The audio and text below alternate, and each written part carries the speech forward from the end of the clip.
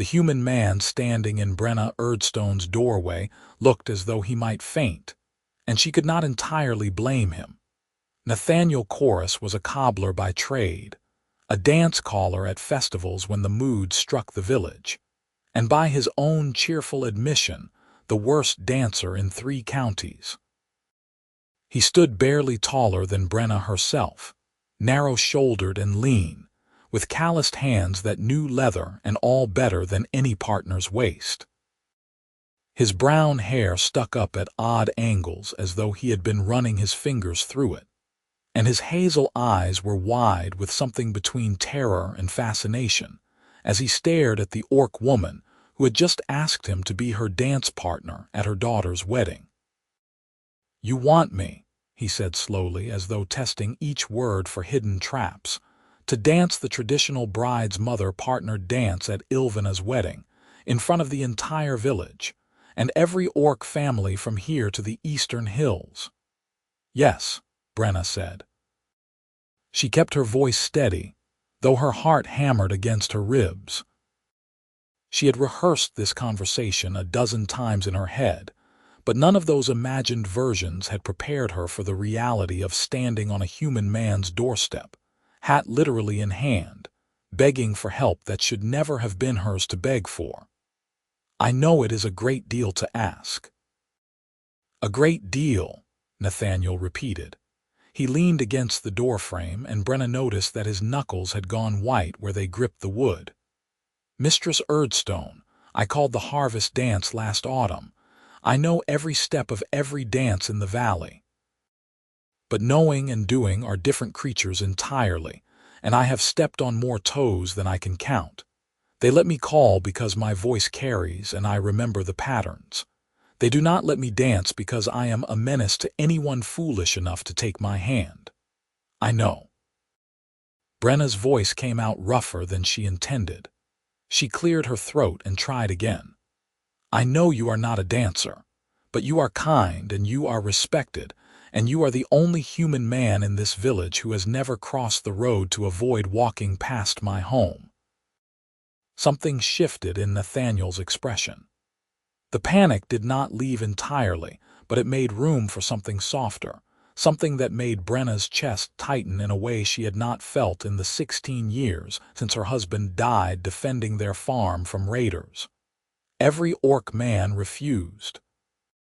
He asked quietly, "Everyone?" The admission tasted like ashes.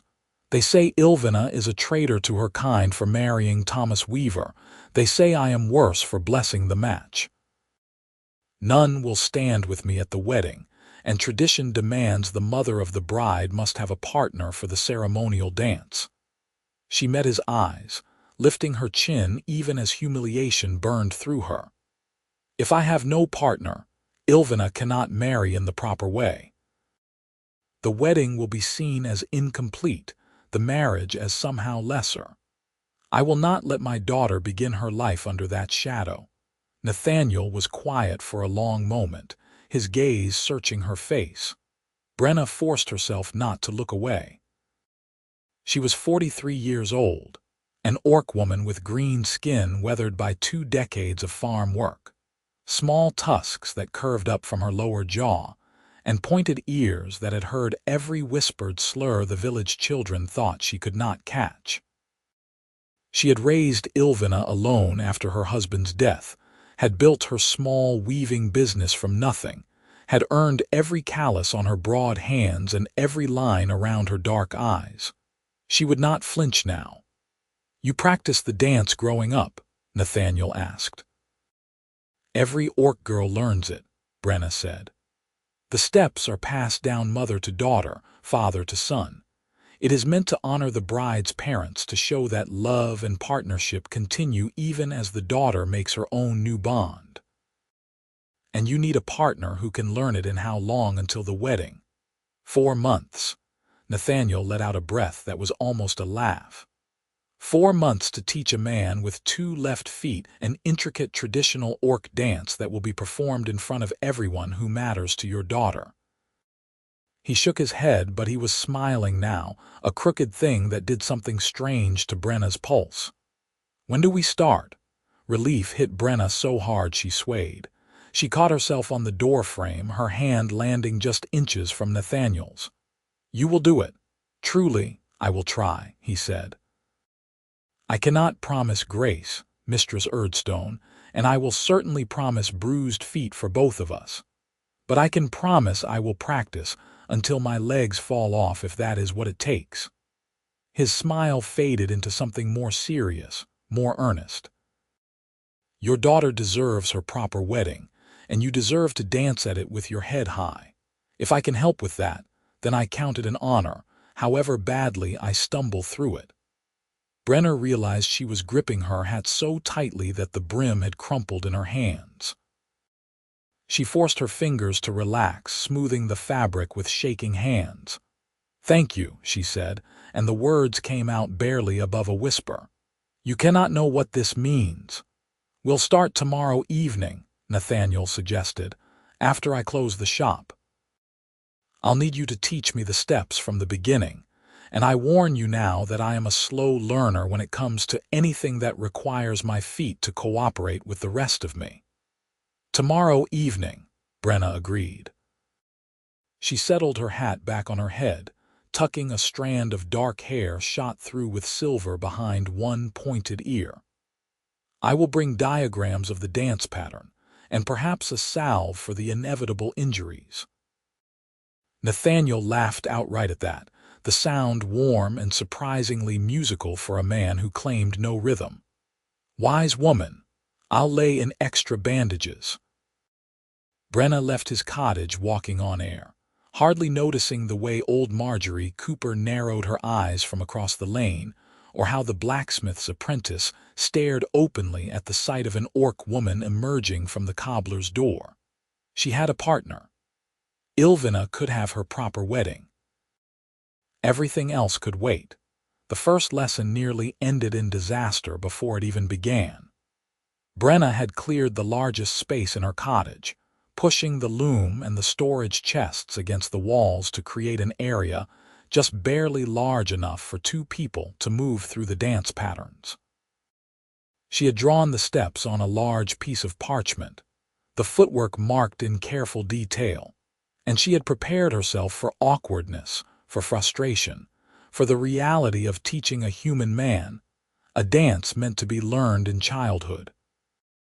She had not prepared for the way Nathaniel looked when he arrived at her door, his hair still damp from washing and his expression so determinedly cheerful that she could see the nerves underneath as clear as day. "I wore my sturdiest boots," he announced, displaying feet clad in well-made leather, "in case you need to stomp on them to get me moving in the right direction." Despite everything, Brenna found herself smiling. "Come in. I have mapped out the basic pattern and we can walk through it slowly at first." What followed was possibly the most humbling hour of Nathaniel's life, if the expression on his face was any indication. Brenna demonstrated the opening sequence 3 times, her body moving through the familiar steps with the unconscious ease of long practice, and then watched as Nathaniel attempted to mirror her movements. He managed exactly 4 steps before his left foot caught his right ankle and he stumbled sideways into the wall. "Sorry," he said, laughing even as he rubbed his shoulder. "Sorry, let me try that again." He did try again, and again, and again, each attempt ending in some new variety of gracelessness. He tripped over his own feet. He went left when he should have gone right. He forgot to turn and walked straight into Brenna's carefully stacked pile of finished cloth, sending woven blankets cascading across the floor. "I warned you," he said after the 7th or 8th failed attempt, sitting on the floor amid the scattered blankets with his head in his hands. "I warned you, I was terrible at this." Brenna looked down at him, this human man who had agreed to humiliate himself for months for the sake of a daughter not his own and a woman he barely knew, and felt something crack open in her chest. She sat down beside him on the floor, her longer legs stretched out in front of her. "You are trying," she said. "That is what matters." I am failing spectacularly, Nathaniel corrected, but he was smiling again, that crooked expression that made the corners of his eyes crinkle. How long did it take you to learn this dance? I was 6 when I learned the basic pattern, Brenna admitted. I practiced it with my father every evening for a year before I could perform it without mistakes. Nathaniel groaned. A year? And how long do we have? 4 months, Brenna said. But you are not 6 years old, and I am a better teacher than my father was. We will manage. Your optimism is inspiring and possibly unwarranted, Nathaniel said. He climbed to his feet, extending a hand to help Brenna up. His hand was warm and rough with calluses, and Brenna found herself noticing the strength in his grip, despite his slight build. Again. They practiced for another hour before Brenna finally called a halt, her feet aching and her patience stretched thin, not with Nathaniel himself, but with the sheer impossibility of the task they had undertaken. Nathaniel looked exhausted, his shirt clinging to his back with sweat, and he had developed a limp that suggested he had twisted his ankle at some point. Go home, Brenna said. Rest. We will try again tomorrow. Tomorrow, Nathaniel agreed. He paused at the door, looking back at her with an expression she could not quite read. Thank you for your patience, Mistress Erdstone. I know this cannot be easy for you. Brenna, she said impulsively. If we are going to be dance partners, you should call me Brenna. His smile was like sunrise.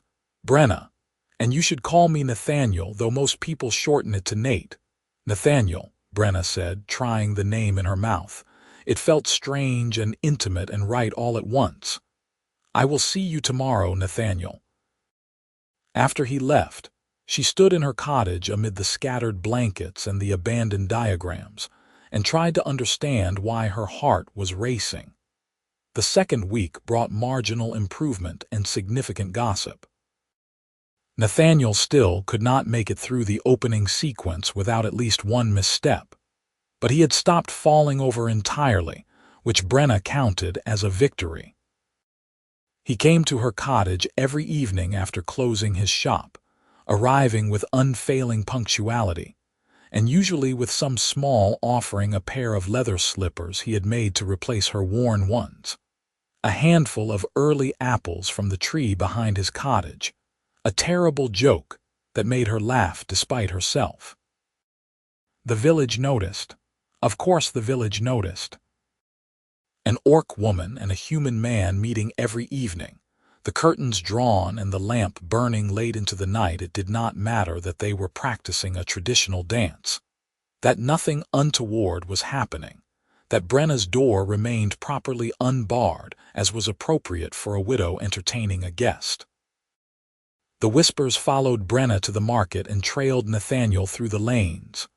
Are you sure about this match? Old Marjorie Cooper asked Brenna one morning, her tone dripping with false concern. It seems strange, the mother taking up with a man while the daughter prepares to wed. Some might say you are setting a poor example. Brenna had smiled blandly and purchased her thread without responding, but the words had stung more than she cared to admit. That evening, when Nathaniel arrived for their practice, she found herself watching him with new wariness, wondering if he had heard similar comments, wondering if he regretted his gallant offer. If he did, he showed no sign of it. Instead, he greeted her with his usual crooked smile, and immediately launched into an account of his day that involved a disagreement with a customer over the proper height of a boot heel, and had somehow escalated to a philosophical debate about the nature of comfort itself. He wanted the heel high enough that he would be taller than his wife, Nathaniel said, demonstrating an exaggerated wobbling walk that made Brenna laugh despite herself. I tried to explain that he would also be falling over every third step, but he was adamant. Fashion over function, he said. I told him that broken ankles were never fashionable, and he told me I was a cobbler, not a physician, and had no business making medical pronouncements. We eventually compromised on a heel that will make him taller by half an inch and hopefully keep him upright.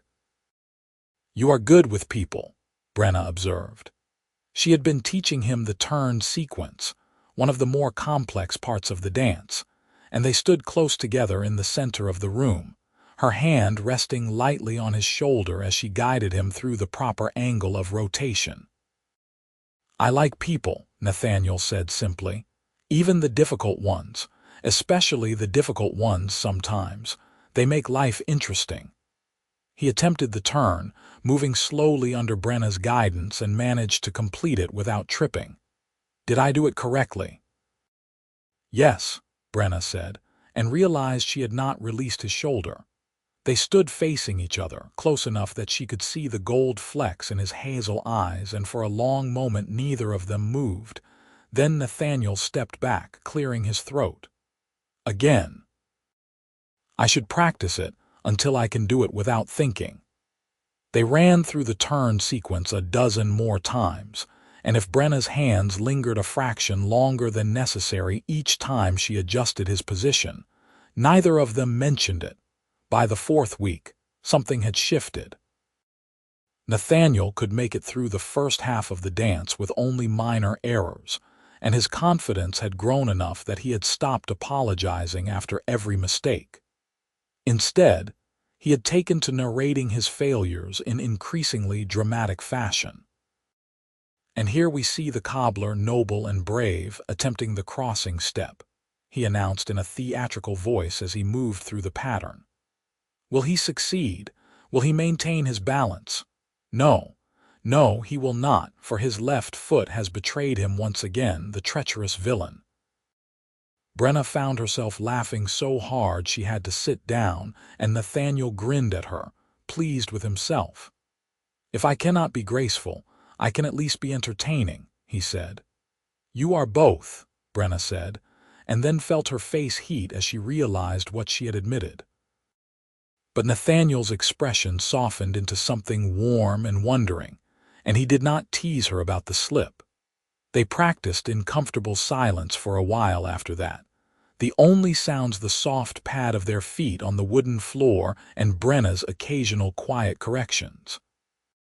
Nathaniel was humming under his breath, some tune Brenna did not recognize, and she found herself moving to the rhythm of it without thinking. You have a good ear for music, she said. Is that why you became a dance caller? Partly, Nathaniel said. He executed a turn with reasonable success and looked absurdly proud of himself. My father was a cobbler, and I learned the trade from him, but I always loved music.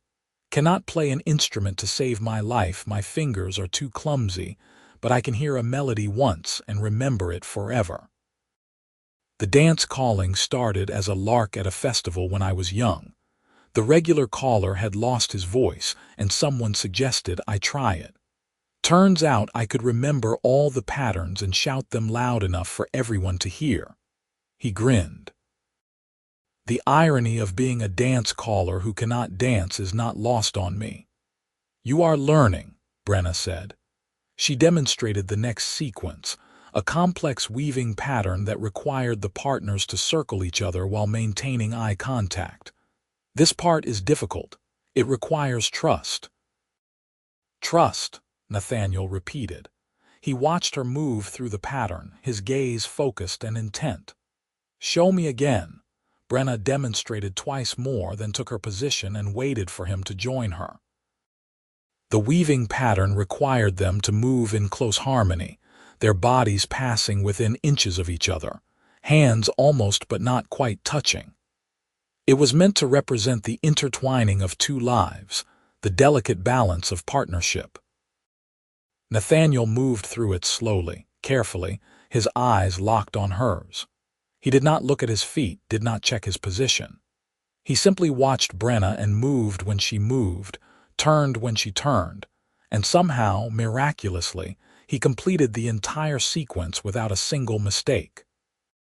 When they finished, they stood facing each other, both breathing hard, and Brenna realized her hands were shaking. That was perfect, she said. I was watching you, Nathaniel said softly. I figured if I could not trust my feet, I could trust you to guide me. Something in Brenna's chest twisted sharp and sweet. She stepped back, needing distance, needing air. We should practice it again. You need to be able to do it consistently. They practiced it again, and again. And each time, Nathaniel kept his eyes on hers, and each time, the dance felt less like a rehearsal and more like a conversation conducted in movement and silence. At the end of the evening, as Nathaniel prepared to leave, he paused at the door. Brenna, can I ask you something? Of course. Why did you say yes when Ilvenna told you she wanted to marry Thomas? The question surprised her. Brenna considered it, reaching for the truth beneath the easy answer. Because she loves him, she said finally. And because love is rare enough in this world that when it appears, we should honor it, not destroy it because it makes us uncomfortable or challenges what we think we know about how things should be. Nathaniel nodded slowly. The other orcs who refuse to partner you, they are wrong. About Ilvenna, about Thomas, about you, they are letting fear make them cruel, and that is a waste. Thank you, Brenna said. Her throat felt tight. I mean it, Nathaniel said. He met her eyes, his expression serious in a way she had rarely seen. I know I am stumbling through this dance like a newborn calf, and I know I am probably going to embarrass both of us in front of the entire assembly. But I want you to know that I am proud to stand with you. Honored, even. After he left, Brenna stood alone in her cottage and cried, though she could not have said whether the tears were from grief or gratitude or something else entirely. The 8th week brought autumn's first chill and a new level of competence to their practice. Nathaniel could now complete the entire dance with only occasional errors, and his movements had begun to take on a smoothness that Brenna had not dared to hope for. He still lacked the natural grace of someone raised to the dance, but he had developed his own style, earnest and solid, with a steadiness that made him a reliable partner even when he missed a step. You are thinking too much again, Brenna said one evening, watching him work through the middle section. The steps should come from muscle memory now, not conscious thought. Easy for you to say, Nathaniel grumbled, but he tried again, and this time he moved with more fluidity. They had fallen into a comfortable rhythm both in the dance and out of it. Nathaniel brought his supper with him now, and they ate together before practicing, sitting at Brenna's small table and talking about everything and nothing. He told her about the customers who came to his shop, about the intricacies of bootmaking, about the time he had tried to breed rabbits and ended up with a warren that terrorized the neighborhood until he finally admitted defeat and gave them all away. She told him about learning to weave from her mother, about the year she and her husband had nearly lost the farm to blight, about Ilvenna as a child, solemn and curious and afraid of thunderstorms. She used to hide under my bed during storms, Brenna said, smiling at the memory. She would curl up there with her favorite blanket and sing to herself. Little songs she made up, always about the rain going away and the sun coming back. And now she's getting married, Nathaniel said. That must be strange for you. Terrifying, Brenna admitted. I know she is a grown woman. I know Thomas is a good man who loves her. But she is still my daughter, still my little girl who was afraid of thunder. I want to protect her from everything, and I cannot, and that is the hardest part of watching your child grow up. Nathaniel reached across the table and covered her hand with his. The gesture was gentle, tentative, and Brenna found herself turning her hand over to lace her fingers through his. She is lucky to have you, he said. I am lucky to have her, Brenna replied. They sat like that for a long moment, hands clasped across the table, and Brenna felt something settle in her chest. Something warm and frightening and undeniable. She was falling in love with him. With this clumsy, kind, determinedly cheerful human man who had agreed to humiliate himself in public for her sake, who brought her apples and terrible jokes, who looked at her like she was something precious. She was falling in love with him, and she had no idea what to do about it. "We should practice," she said, pulling her hand away. If Nathaniel noticed her withdrawal, he did not comment on it. He simply stood, cleared the dishes, and took his position for the dance. That night, they moved through the patterns with a new intensity. Every touch seemed to burn. Every moment their eyes met felt like a question Brenna did not know how to answer. By the time they finished the final sequence, both of them were breathing hard, and the air between them felt charged with something electric. "I should go," Nathaniel said, but he did not move toward the door. "Yes," Brenna agreed, but she did not step back. They stood frozen, inches apart, and Brenna could feel her heart hammering against her ribs. She wanted to close the distance between them. She wanted to run. She wanted to know if his lips were as soft as they looked, if his arms would feel as strong around her as she imagined. "Brenna," Nathaniel said, and her name sounded like a prayer. "Do not," she whispered. "Please, Nathaniel, do not say it, not yet." He nodded slowly, understanding in his eyes. "Not yet," he agreed. "But someday," Brenna said, and let herself hope. The 10th week brought Ilvenna to Brenna's cottage for tea, and with her came a complication Brenna had not anticipated. "Mother," Ilvenna said, settling into the chair by the fire with the ease of someone who had grown up in this house, "the village is talking." Brenna's hands tightened on her teacup. "The village is always talking. They are saying you and Nathaniel Chorus are courting," Ilvenna continued. She watched Brenna with eyes the same shade of dark brown as her father's had been, sharp and perceptive. "They say he comes here every night, that you can hear the two of you laughing together through the windows." "We are practicing the dance," Brenna said. "You know this. You know I needed a partner and he agreed to help."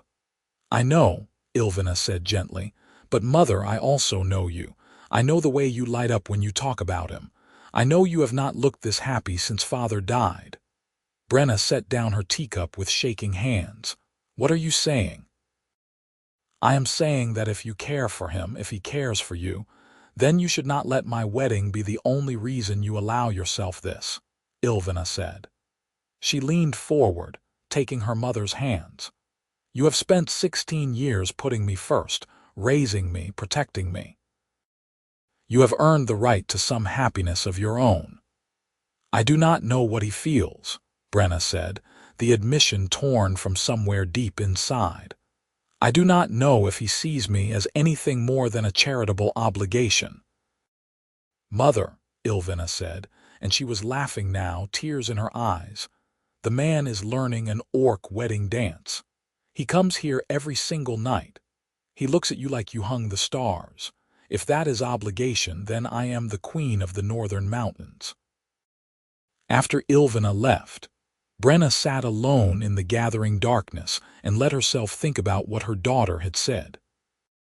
Let herself imagine a future where Nathaniel's visits did not end after the wedding, where his smiles and his terrible jokes and his careful, calloused hands were part of her everyday life.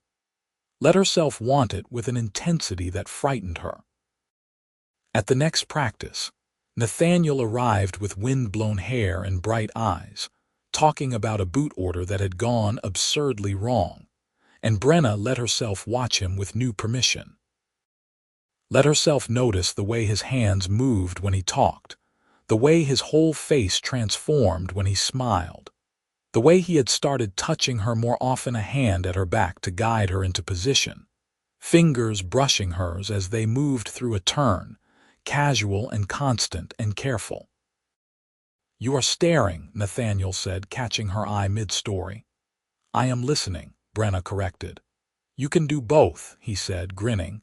"But the staring is new. Should I be worried?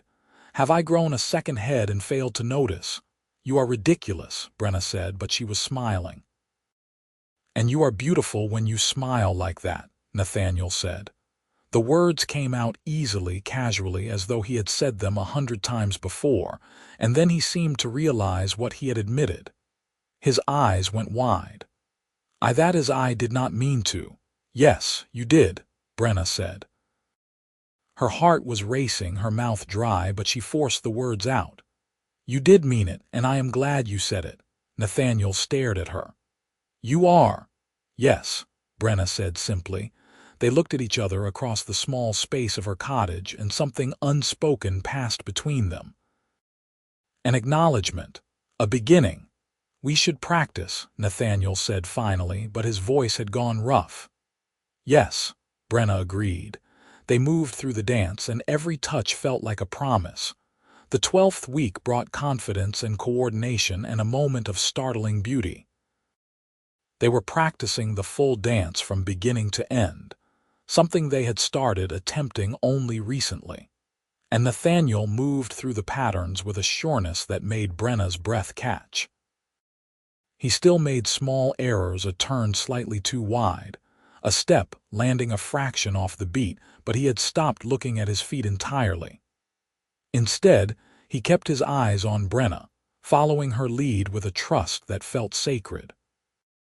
When they reached the final sequence, the slow spiral that brought the partners close together, before separating one last time in symbolic acknowledgement that even in partnership, each person remained whole and separate, Nathaniel executed it flawlessly.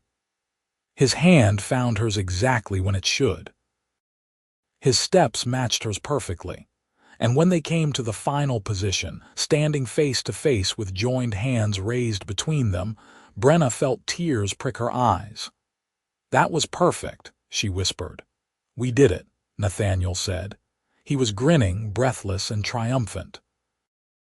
"Brenna, we actually did it." Without thinking, Brenna pulled him into an embrace. He came willingly, his arms wrapping around her waist, and for a long moment they simply held each other, swaying slightly in the lamplight. "Thank you," Brenna said into his shoulder. "Thank you for doing this. Thank you for every evening, every stumble, every terrible joke. Thank you." "Brenna," Nathaniel said. He pulled back just far enough to see her face, his hand still resting at her waist. "I need to tell you something." "I know," Brenna said, because she did know, could see it in his eyes, in the way he looked at her like she was the only thing in the world that mattered. "I am in love with you," Nathaniel said. The words came out quiet and certain, no hesitation, no doubt. "I have been falling in love with you for weeks now, maybe from the beginning, and I need you to know that these evenings, this time with you, they are the best part of my days. You are the best part of my days."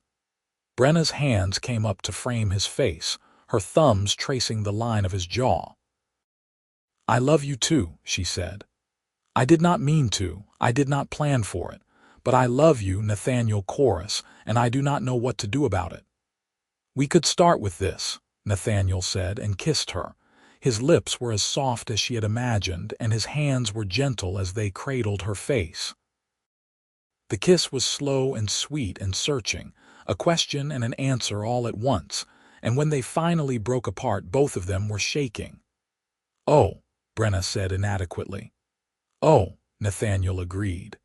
He was smiling, that crooked smile she had come to love, and his eyes were bright. "Can I do that again?" "Yes," Brenna said, and pulled him back to her. They did not get much more practice done that evening.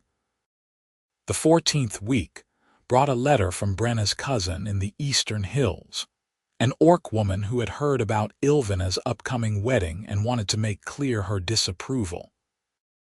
The letter was 3 pages of vitriol, calling Ilvenna a disgrace to her heritage, and suggesting that Brenna had failed as a mother by allowing such a union. It arrived on a Tuesday morning, and Brenna read it standing in her doorway, her hands trembling with anger and hurt. She was still holding the letter when Nathaniel arrived that evening. He took one look at her face and immediately pulled her into his arms. "What happened?" Brenna handed him the letter wordlessly. She watched his expression darken as he read, saw the muscle jump in his jaw, and felt a fierce warmth bloom in her chest at his anger on her behalf. "This is poison," Nathaniel said flatly. He crumpled the letter and threw it into the fire. "Your cousin is a small-minded, bitter person who cannot stand to see others find happiness that looks different from what she expected. She is wrong about Ilvenna, wrong about Thomas, and wrong about you." "She is family," Brenna said, though the word felt hollow.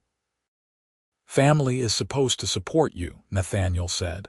"Family is supposed to celebrate when you find joy. If she cannot do that, then she does not deserve the title." He cupped Brenna's face in his hands, gentle and sure. "You are a wonderful mother. Ilvenna is a brave, loving woman who is making her own choice about her own life. That is all there is to it." Brenna kissed him fiercely, desperately, trying to pour her gratitude and her fear and her love into the press of her lips against his. He kissed her back with equal intensity, his arms tightening around her. "I am afraid," she admitted when they finally broke apart. "I am afraid that no matter what we do, people will find reasons to disapprove. The orcs because Ilvenna is marrying a human, the humans because I am in love with one. We cannot win." "Then we do not try to win," Nathaniel said. "We just live our lives and love each other and let the disapprovers exhaust themselves with their own bitterness." He smiled, though his eyes remained serious. "Besides, you are not alone in this. You have Ilvenna and Thomas. You have me. And there are more people in this village who are happy for Ilvenna than you might think. They are just quieter about it than the ones who object." "How did you become so wise?" Brenna asked. "I am a cobbler," Nathaniel said solemnly. "We learn a lot about people by the state of their shoes. And I have learned that the people who walk the hardest roads are often the ones worth knowing best." They did not practice the dance that evening. Instead, they sat together by the fire. Brenna curled against Nathaniel's side and talked about the wedding, about Ilvenna's future, about their own uncertain path forward. And when Nathaniel finally rose to leave, he kissed her goodnight with a tenderness that made her believe that maybe, just maybe, everything would be all right. The 16th week arrived with shocking speed, bringing with it the realization that the wedding was only 2 weeks away. Nathaniel and Brenna had been running through the full dance every evening, polishing the rough edges, building the muscle memory that would carry them through the actual performance. Nathaniel had improved beyond anything Brenna had dared to hope for. He would never be a natural dancer, but he had become competent, steady, and reliable. He knew the steps so well now that he could have performed them in his sleep, which made what happened that evening all the more devastating. They were practicing the turn sequence, the one that had given Nathaniel so much trouble in the early weeks, but that he had long since mastered. He executed the first turn perfectly, moving smoothly into the second, and then his foot came down wrong.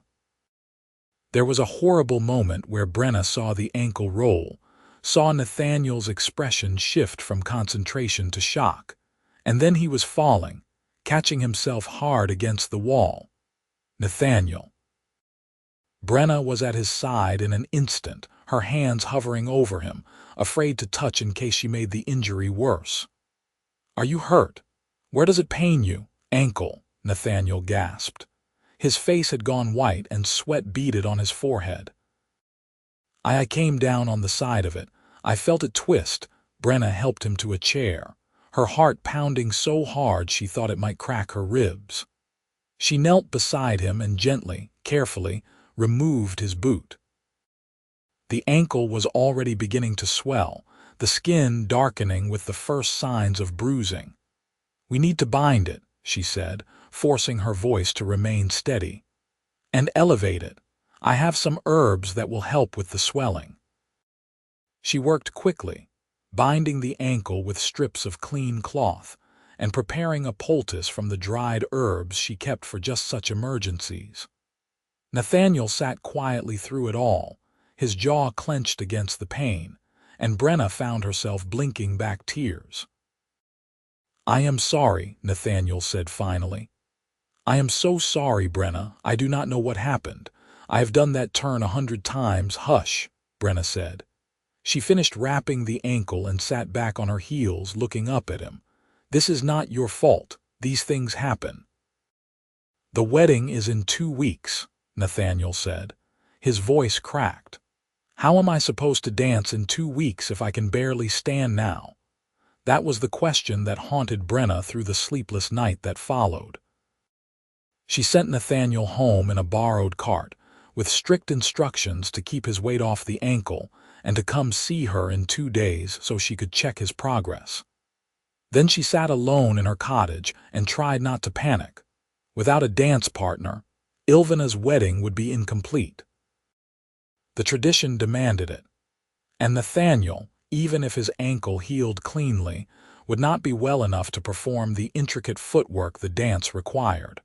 Not in 2 weeks, not possibly, unless they changed the dance itself. The idea came to Brenna slowly, reluctantly, as she sat in the darkness and thought about everything Nathaniel had taught her over the past months. He had approached the dance with fresh eyes, with no preconceptions about how it should be done.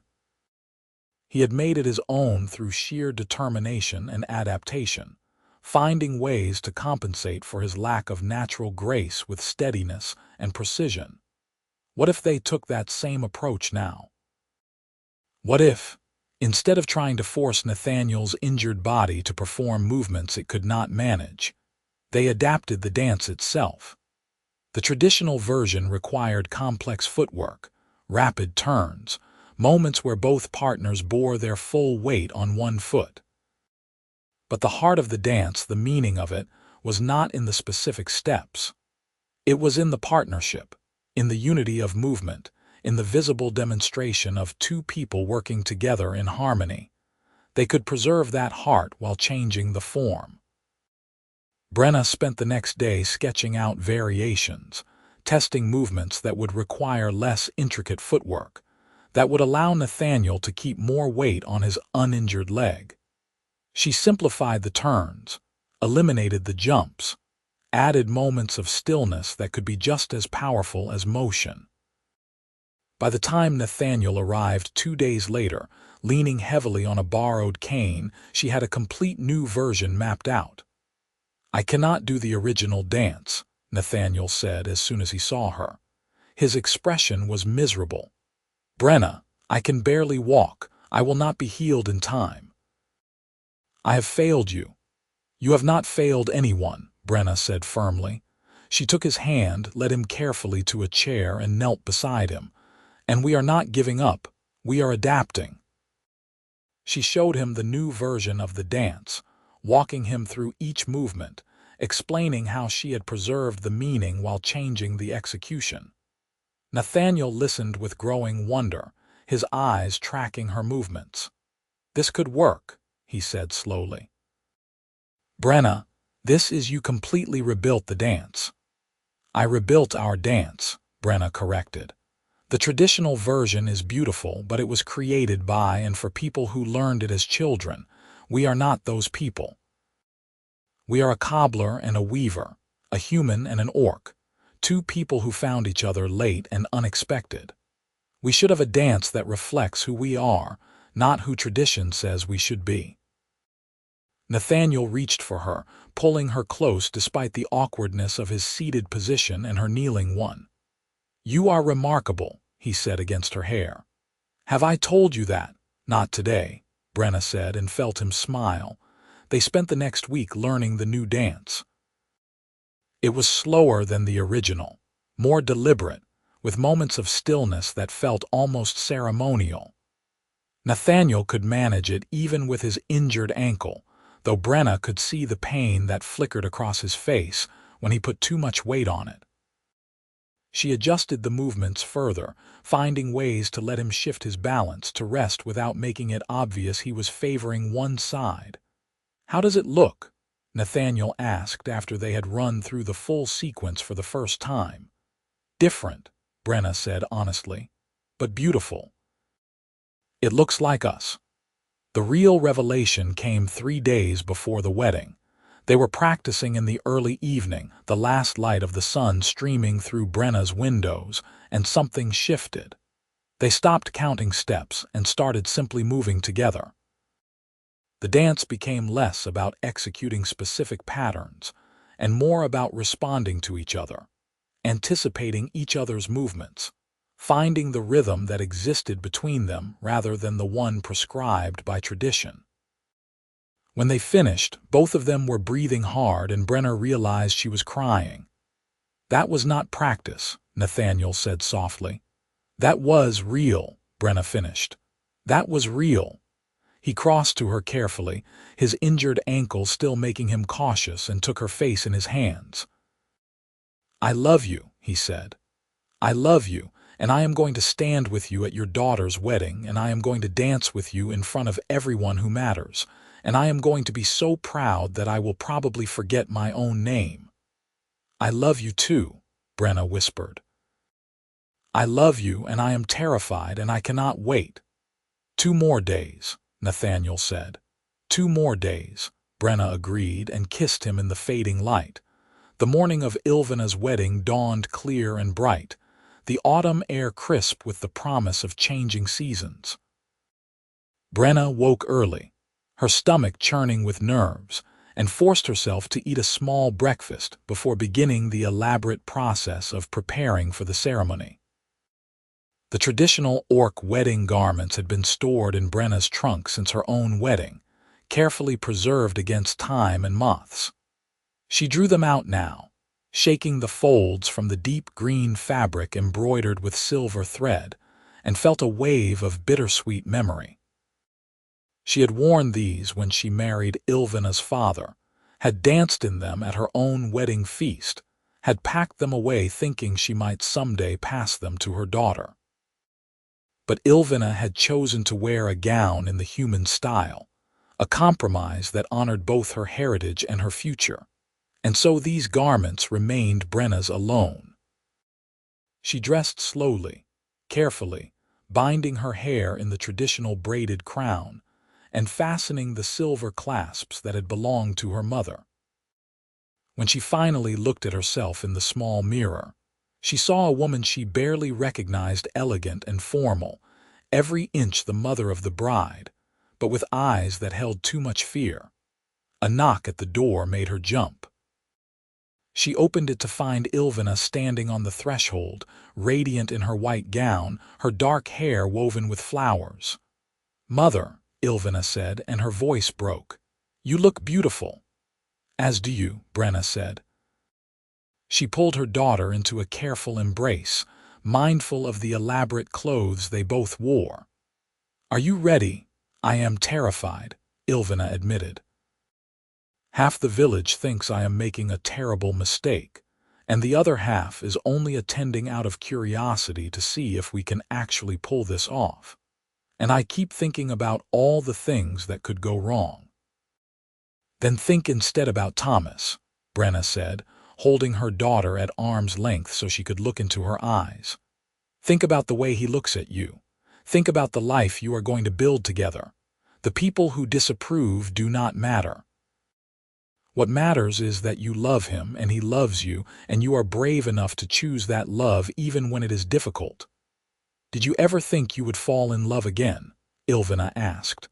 "After Father died?" "Never," Brenna said honestly. "I thought that part of my life was finished. And then a clumsy cobbler agreed to humiliate himself for my sake, and everything changed."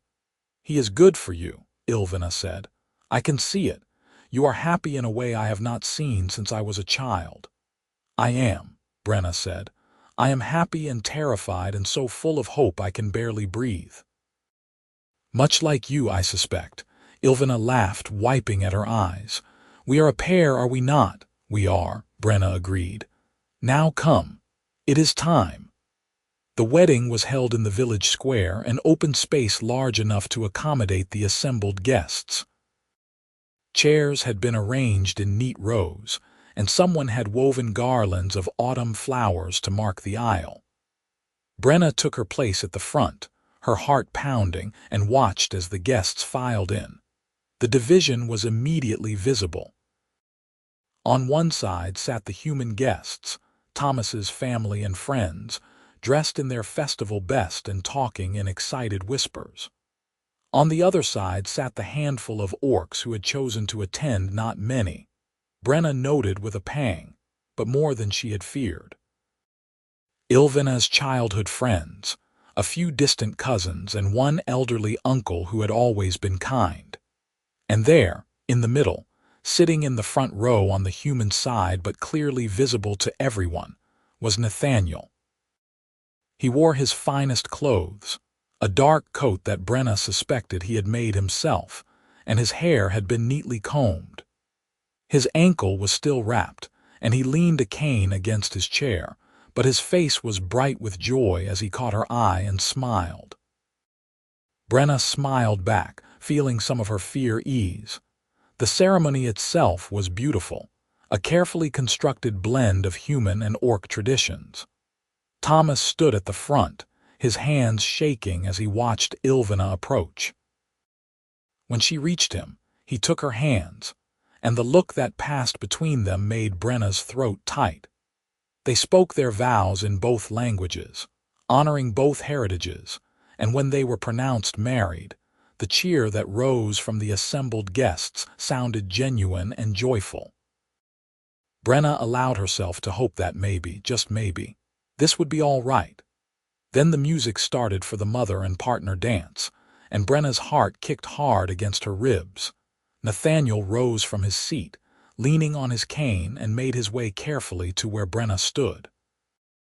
The assembled guests fell silent, watching, and Brenna could feel the weight of their judgment and their curiosity. "Ready?" Nathaniel asked quietly. "Absolutely not," Brenna said, and he laughed. "Me neither. Let us do it anyway." They took their positions in the center of the square. The musicians, who had been carefully instructed in the new version of the dance, began the slow, stately melody that would guide them through the patterns. Brenna took a deep breath, found Nathaniel's eyes, and began to move. The dance they performed was not the traditional one.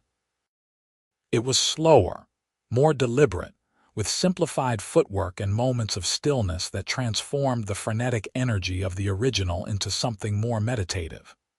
Nathaniel moved carefully, his injured ankle clearly limiting him, but he moved with precision and grace.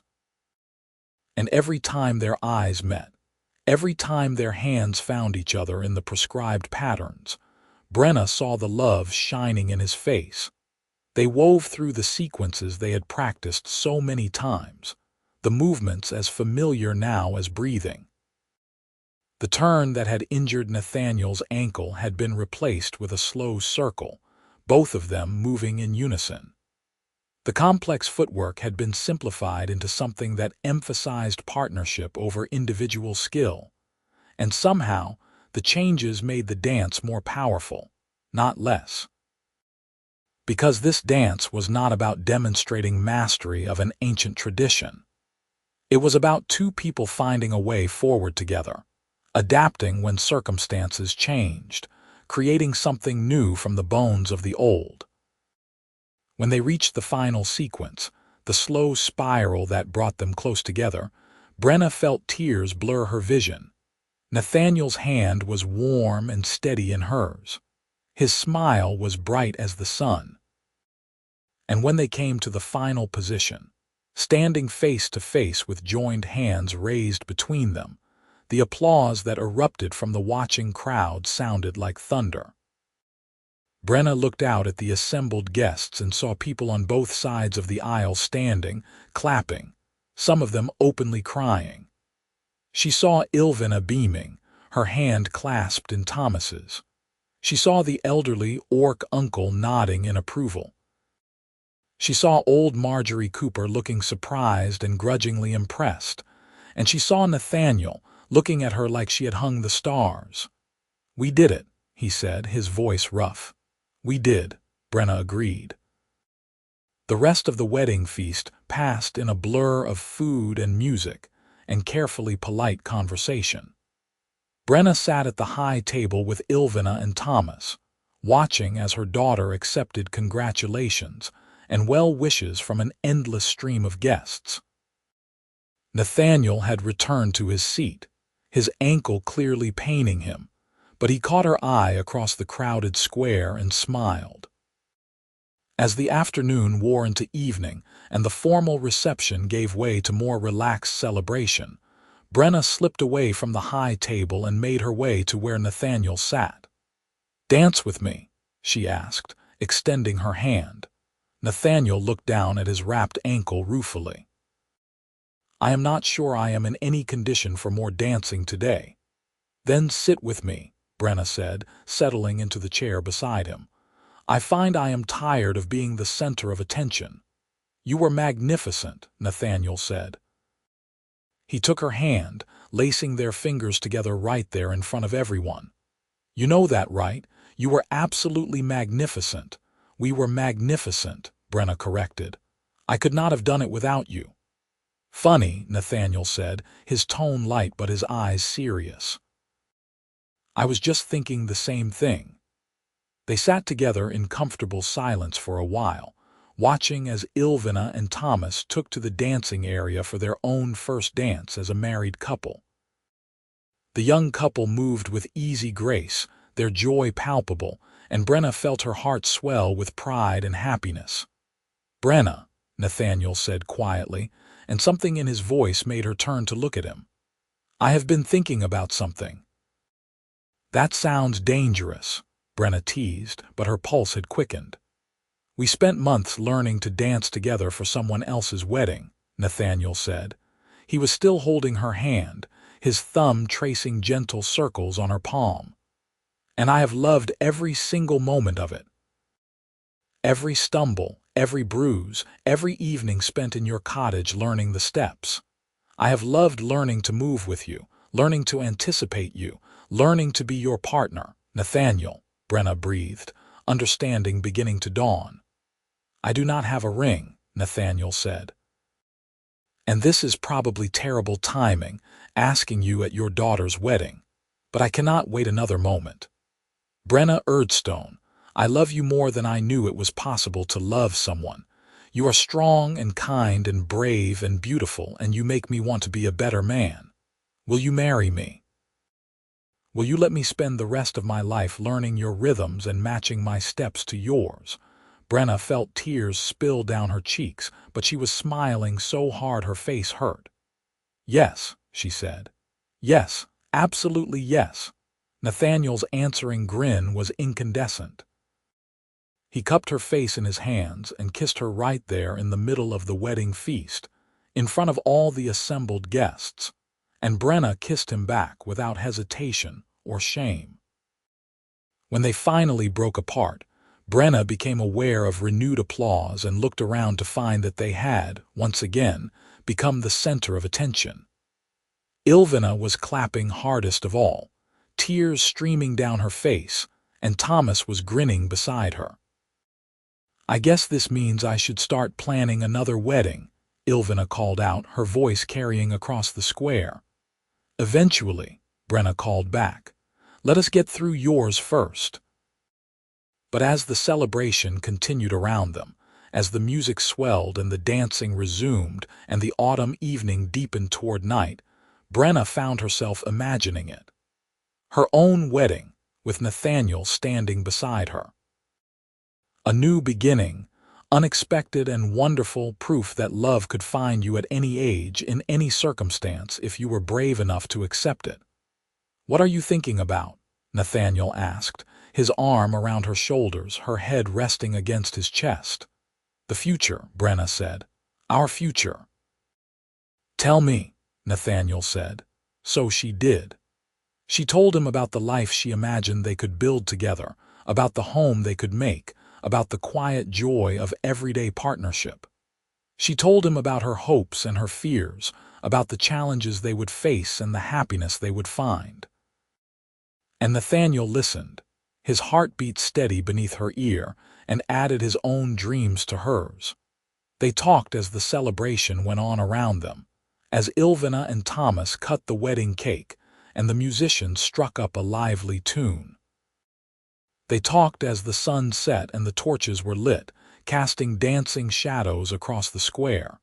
They talked as the evening grew late and the guests began to drift toward home, tired and happy and full. "When should we marry?" Nathaniel asked eventually. "Spring." "That would give us time to plan properly." "Spring," Brenna agreed. "After the planting is done, when the world is green and new." "I will need to make you a ring," Nathaniel said. "Something perfect, something worthy of you." "You could give me a ring made of grass and I would treasure it," Brenna said. "But I will not say no to something perfect." Nathaniel laughed, the sound warm and happy.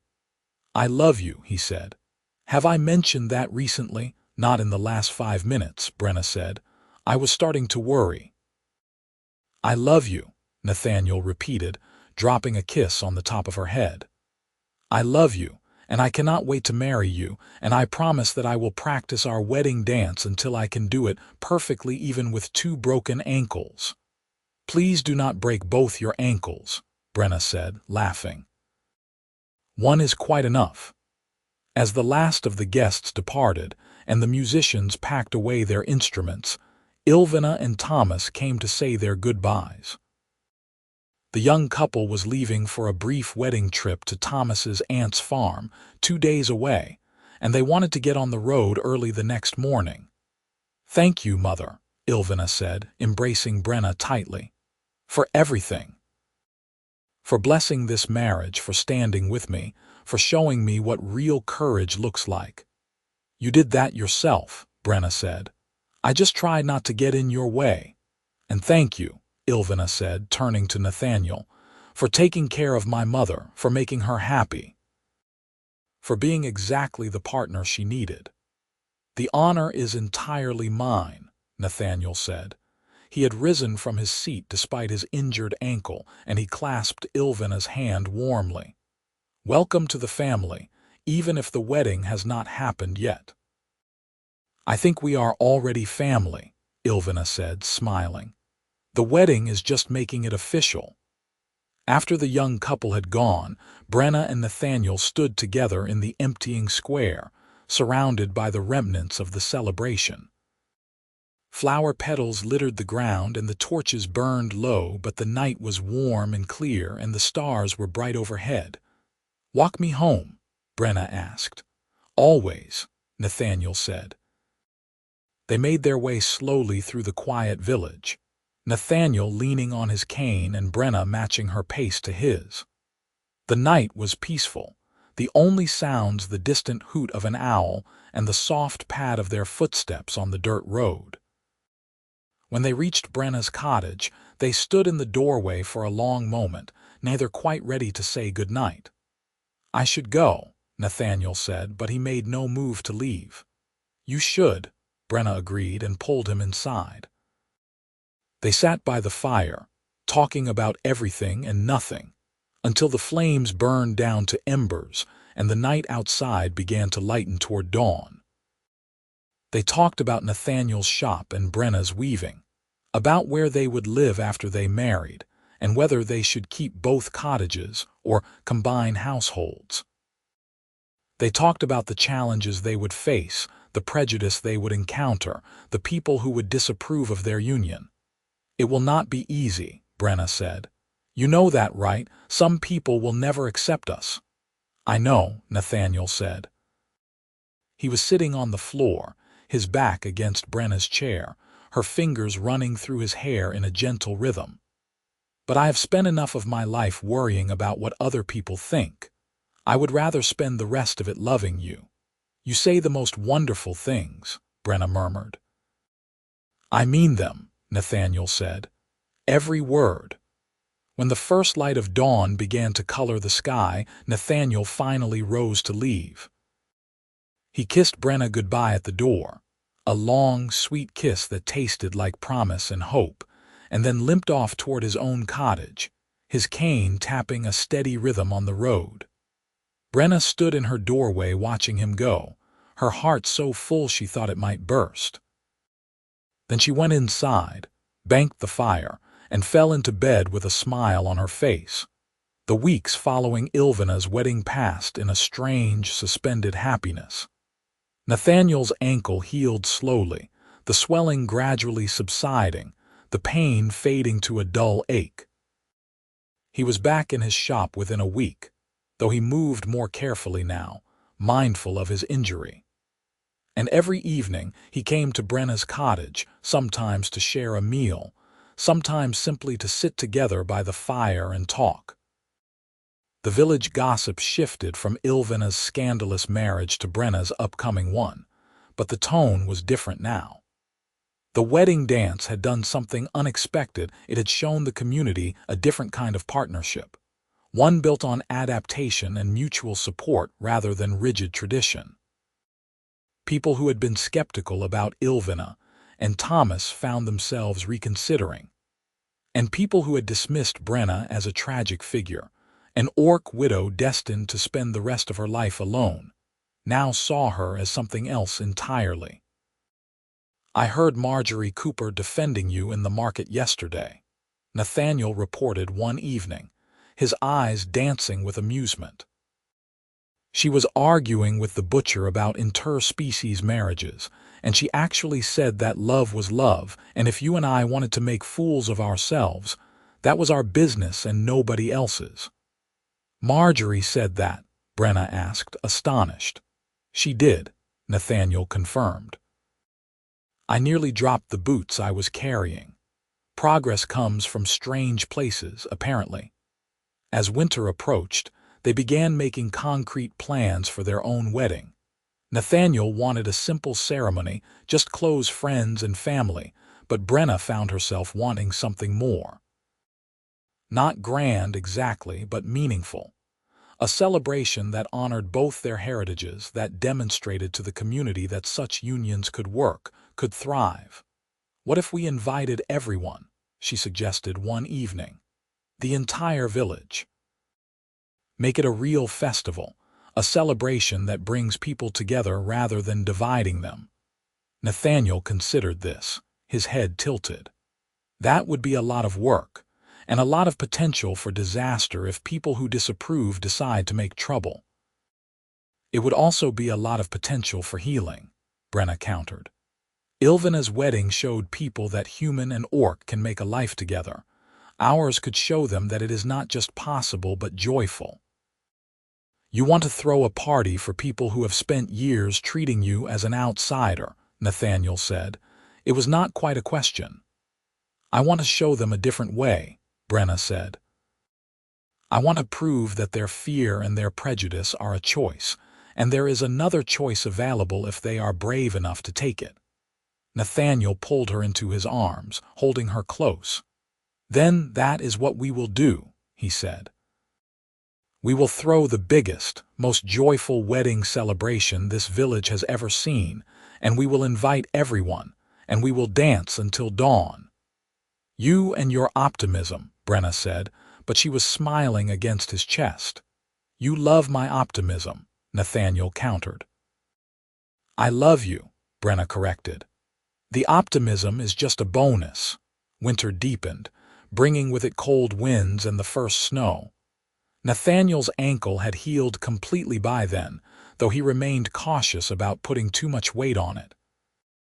They had started practicing a new dance for their own wedding, something that blended human and orc traditions, and Nathaniel approached it with the same dogged determination he had brought to learning Ilvenna's mother and partner dance.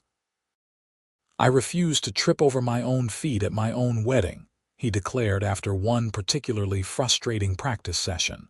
"I have some pride, you know." "Could have fooled me," Brenna teased, and dodged the pillow he threw at her head. They spent the long winter evenings planning the celebration, arguing good-naturedly about everything from the menu to the music, to where the ceremony itself should be held. Nathaniel wanted the village square again, the same place where they had performed their first dance as partners. Brenna suggested the meadow at the edge of town, where the wildflowers would be blooming come spring. "Compromise," Nathaniel suggested. We hold the ceremony in the meadow and the feast and dancing in the square. That way everyone gets what they want. I want you, Brenna said. Everything else is just details. You have me, Nathaniel said, pulling her close.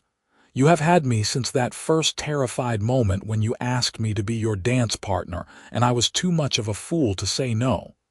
You said yes because you are kind, Brenna corrected. I said yes because I was already half in love with you, Nathaniel said. I just did not know it yet. Brenna kissed him, slow and deep, and let herself imagine the spring, the meadow full of flowers, the village assembled to witness their union. Let herself believe that it would all work out somehow, that love really could bridge the divides between them.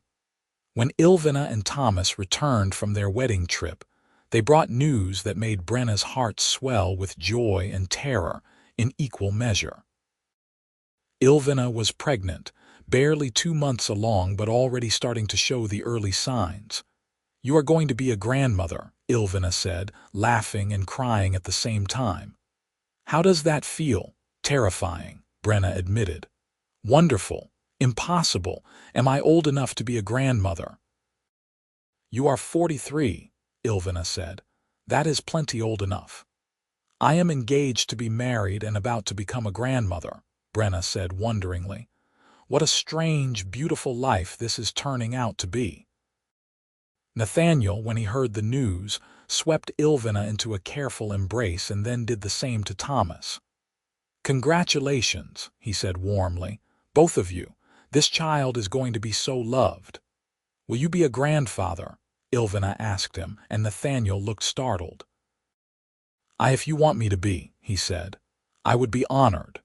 We want you to be, Ilvenna said firmly. You are going to be part of this family, Nathaniel. You might as well start practicing now. As winter gave way to the first tentative signs of spring, the wedding preparations intensified. Brenna and Nathaniel had sent invitations to everyone in the village and to all the orc families within a day's travel. The responses came back slowly, some enthusiastic, some politely neutral, a few outright hostile. But more people accepted than Brenna had dared to hope, and that felt like a victory all its own. We are going to need so much food, Nathaniel said, looking at the list of confirmed guests. How are we going to feed all these people? Together, Brenna said. We will ask people to contribute dishes, make it a community feast. That way everyone has a stake in making it successful. You are brilliant, Nathaniel said, kissing her soundly. Have I mentioned that recently? Not in the last 10 minutes, Brenna said. I was starting to worry. The day of the wedding arrived on a soft spring morning, the sky a clear, brilliant blue and the meadow at the edge of town a riot of wildflowers. Brenna woke early, her stomach churning with nerves, and found Ilvenna already at her door with a basket of breakfast and a determined expression. You are getting married today, Ilvenna announced. And you are going to eat something first, even if I have to force-feed you myself. You are very bossy for someone who is supposed to be helping me prepare, Brenna said, but she accepted the food gratefully. They spent the morning together, mother and daughter, preparing for the ceremony. Ilvenna helped Brenna dress in a new gown they had made together, a beautiful creation that blended orc and human styles, deep green fabric embroidered with silver thread and cut in a flowing human silhouette. Ilvenna braided her mother's hair, weaving in the same wildflowers that grew in the meadow where the ceremony would be held. You look beautiful, Ilvenna said, her voice thick with tears. Father would have loved to see this, loved to see you this happy. I think he would have liked Nathaniel, Brenna said. They would have gotten along well, both of them terrible at dancing but wonderful at making me laugh. When it was time, they made their way to the meadow. The guests had assembled on simple benches arranged in a circle, creating a space in the center where Brenna and Nathaniel would exchange their vows.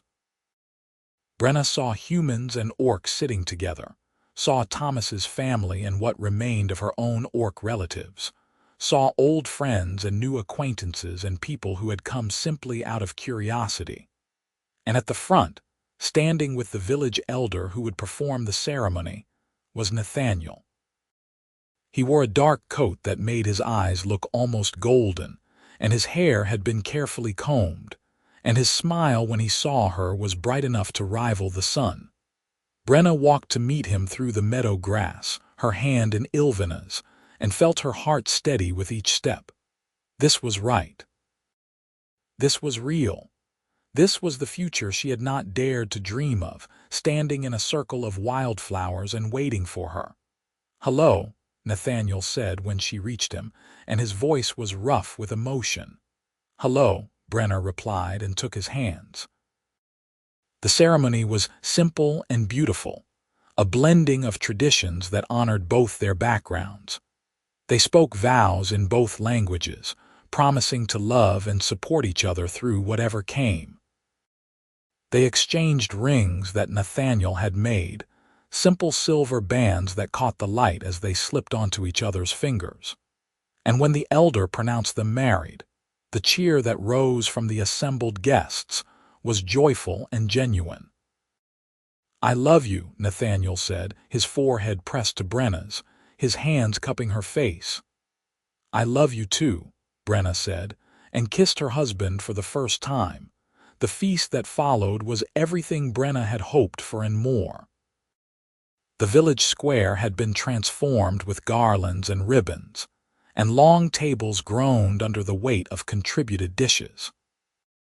Humans and orcs sat together, sharing food and conversation, and if there were still awkward moments and lingering prejudices, they were overshadowed by the general spirit of celebration.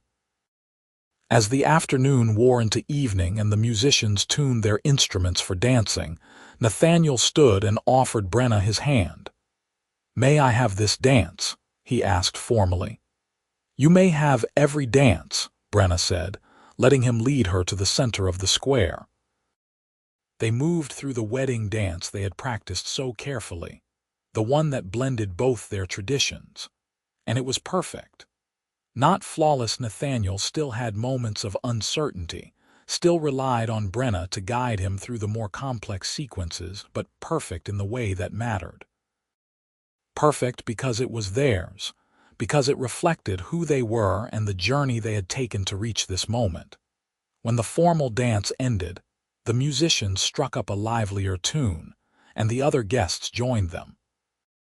The square filled with people dancing, humans and orcs together, and Brenna watched with tears in her eyes as the divisions that had seemed so insurmountable began to fade, at least for this one joyful evening. "Look what we did," Nathaniel said in her ear, holding her close as they swayed to the music. "Look at all these people dancing together, celebrating together. We helped make this happen." "Love did this," Brenna corrected. "We just had the courage to choose it." They danced until the stars came out, until the torches burned low, until the musicians were too tired to play another note. They danced with each other and with their friends, with Ilvenna and Thomas, with Nathaniel's customers and Brenna's fellow weavers. They danced until Brenna's feet ached and Nathaniel's old ankle injury began to throb, and then they danced a little more, because neither of them wanted the night to end. Finally, as the last of the guests began to drift toward home, Ilvenna appeared at Brenna's elbow. "Go," she said, smiling. "You have celebrated enough. Go home with your husband and begin your life together." Brenna hugged her daughter tightly. "Thank you," she whispered, "for everything, for being brave enough to marry Thomas, for pushing me to find my own happiness, for being the kind of person who makes me proud every single day." "I learned it from you," Ilvenna said. "Now go, and be happy." Nathaniel and Brenna walked home together through the quiet village, hand in hand, still wearing their wedding finery. The night was warm and soft, and the stars overhead seemed impossibly bright. "Brenna Chorus," Nathaniel said, trying out her new name, How does that sound? Strange, Brenna admitted. Wonderful, right? Good, Nathaniel said. He stopped in the middle of the road, pulling her into his arms. Because you are stuck with it now, stuck with me, for the rest of our lives. What a terrible fate, Brenna said, smiling against his chest. The worst, Nathaniel agreed and kissed the top of her head. They had decided to live in Brenna's cottage, at least for now. It was larger than Nathaniel's small rooms above his shop, and it held all of Brenna's weaving equipment. Nathaniel had moved his belongings in over the past week, and walking into the cottage now felt like coming home in a way it never had before. Our home, Brenna said wonderingly, looking around at the familiar space transformed by Nathaniel's presence. His boots by the door, his spare coat hanging on the peg beside hers, his tools on the workbench he had built in the corner. Our home, Nathaniel agreed. He was building up the fire, his movements easy and practiced. Our life, our future. They sat together by the fire long into the night, talking about everything and nothing, making plans and dreaming dreams. They talked about Ilvenna's baby and what it would be like to be grandparents. They talked about Nathaniel's shop and whether he should take on an apprentice. They talked about Brenna's weaving and the new patterns she wanted to try. I am happy, Brenna said eventually, the words simple but profound. I did not think I would ever feel this way again. After my husband died, I thought happiness was something that belonged to my past. But here I am, 43 years old and newly married, and I am so happy I can barely contain it. I know exactly what you mean, Nathaniel said. He was lying on the rug in front of the fire, his head in Brenna's lap, her fingers running through his hair. I spent so many years alone, convinced that I was too awkward, too clumsy, too strange for anyone to want. And then you walked into my life asking me to dance, and everything changed. We changed each other, Brenna said. That is what love does. It transforms us into better versions of ourselves. Wise woman, Nathaniel murmured, his eyes drifting closed. My wise, beautiful wife. Your tired wife, Brenna corrected. Come to bed, husband. We have the rest of our lives to talk. They climbed the stairs to the bedroom together, helping each other out of their wedding finery, and fell into bed wrapped in each other's arms. And if they did not sleep right away, if they spent the first hours of their marriage learning each other in new and intimate ways, that was between them and the stars that shone through the window. The weeks and months that followed their wedding were a period of adjustment and joy. Nathaniel divided his time between his shop and the cottage, bringing his work home when he could so they could spend their evenings together. Brenna continued her weaving, but she found herself taking on fewer commissions, wanting more time to simply be with her husband, to learn the rhythms of their shared life. Ilvenna's pregnancy progressed, her belly swelling with the promise of new life. She and Thomas visited often, and Nathaniel and Brenna began preparing a room in the cottage that could serve as a nursery when the baby came, when Ilvenna and Thomas needed help or simply a break. I cannot believe I am going to be a grandfather, Nathaniel said one evening, painting the walls of the small room a soft yellow. It seems impossible. I have barely gotten used to being a husband. You are an excellent husband, Brenna assured him. You will be an excellent grandfather, too. I hope so, Nathaniel said. I want to be the kind of grandfather who teaches impossible skills and tells terrible jokes and always has peppermints in his pockets. That sounds perfect, Brenna said and kissed him, leaving a streak of yellow paint on his nose. Summer arrived in a blaze of heat and green growing things. The village seemed different now, or maybe Brenna was different, but she noticed more smiles, more nods of greeting as she walked through the market. The wedding had changed something, had shifted the way people saw not just her and Nathaniel, but the possibility of human-orc relationships in general. "Marjorie Cooper actually complimented my weaving yesterday," Brenna reported to Nathaniel one evening. "She said the blanket I made for the Hendersons' new baby was the finest work she had seen in years." "Progress," Nathaniel said, grinning. "Soon she will be inviting us to dinner." "Let us not get ahead of ourselves," Brenna said, but she was smiling too.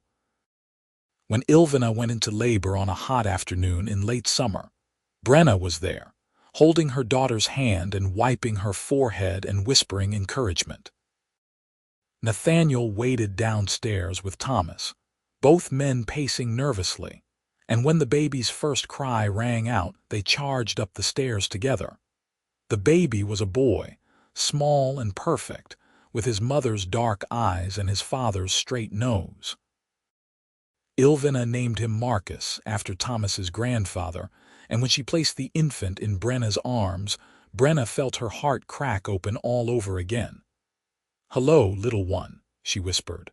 "I am your grandmother, and I promise you are going to have such a wonderful life." Nathaniel stood beside her, one arm around her waist, staring down at the baby with an expression of wonder. "He is beautiful," he said. "Absolutely beautiful. He is ours," Ilvenna said sleepily from the bed. "All of ours. One big, strange, wonderful family." As summer faded into autumn, and Marcus grew from a tiny newborn into an alert, curious infant, Brenna found herself marveling at the life she had built. A year ago, she had been alone except for Ilvenna, preparing for her daughter's wedding and terrified that the ceremony would be incomplete, that Ilvenna would start her married life under a cloud of judgment. Now she had a husband who made her laugh every day, a grandson who filled her heart with joy, and a place in the community that felt earned and genuine. "What are you thinking about?" Nathaniel asked one evening. They were sitting in their small garden, watching the sunset paint the sky in shades of gold and pink. Marcus was asleep in Brenna's arms, his tiny fist curled against her chest. "I am thinking about how lucky I am," Brenna said. "How unlikely all of this is. A year ago, I never would have imagined I would be sitting here with you, holding my grandson, watching the sunset. It feels like a dream." "Then let us never wake up," Nathaniel said. He leaned over to kiss her temple, careful not to disturb the sleeping baby. "Let us just keep living this impossible, wonderful dream for the rest of our lives." "Yes," Brenna said softly. "Let us do exactly that." And so they did. They lived and laughed and loved and raised their grandson alongside their daughter and son-in-law. They danced at festivals and worked in their respective crafts, and built a life together that was richer and fuller than either of them had ever imagined possible. They faced challenges and overcame them, weathered storms and celebrated triumphs, and through it all, they held fast to the love that had brought them together in the first place. Years later, when people asked Brenna about her life, about how she had found happiness after so much loss, she always smiled and told them the same thing. "I learned to dance," she would say, "and everything else followed from there." And Nathaniel, standing beside her as he always did, would add with his crooked smile, "I learned that sometimes the best things in life require practice, patience, and a willingness to stumble through the steps until you find your rhythm, and that the right partner makes all the difference." They lived out their days in that small cottage on the edge of the village, surrounded by family and friends, and when people spoke of them, it was with fondness and respect. They were the cobbler and the weaver, the human and the orc, the couple who had shown the community that love could bridge any divide if you were brave enough to let it. And every year on the anniversary of their wedding, they returned to the meadow where they had exchanged their vows, and they danced among the wildflowers, just the two of them, moving through the patterns they had created together all those years ago. And every year, the dance was different, slower as they aged, simpler as their bodies grew less flexible, but it was always perfect, because it was theirs. That, in the end, was the greatest gift they gave each other. Not the grand gestures or the public declarations, but the everyday choice to keep dancing, to keep moving together through whatever life brought them. To be partners in the truest sense of the word, adapting and adjusting and always choosing to face the music together. And they lived happily, deeply, wonderfully, until the end of their days, two people who had found each other late and unexpected, and who had made the absolute most of every single moment they were given.